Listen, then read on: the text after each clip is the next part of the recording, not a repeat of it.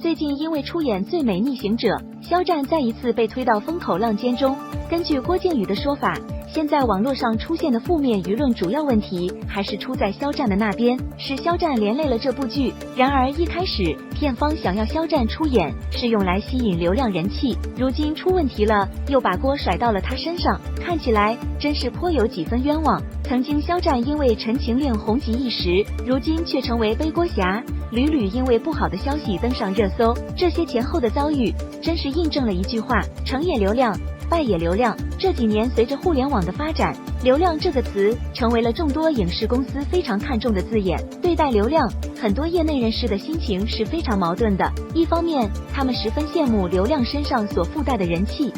流量即是商业价值，可以带来大把的利益。另外一方面，又有很多人看不起流量，觉得他们徒有人气没有实力，是整个圈子可耻般的存在。因为出演《陈情令》这部剧，肖战和王一博几乎在一夜之间成为整个圈子的顶流。也许前一天还没有多少人听过他们的名字，但是在第二天却都听到周边的导演制片在谈论他们。先是得到了众多的商业代言，紧接着又出演了著名导演程晓东导演的《诛仙》。尽管这部网大的口碑一般，但在院线上映后取得了惊人的4亿多票房，这也从侧面证实了肖战的超强流量。他的出演吸引了大量的粉丝买单，原本看起来一片光明的演艺之路，一下子变得灰暗不清。肖战和他的团队第一次尝到了被流量反噬的滋味，这就是流量的可怕之处。从目前的遭遇看来，肖战显然逐渐已经成为了流量的附庸，也成为了其他竞争对手的工具人。流量本来是个中性词，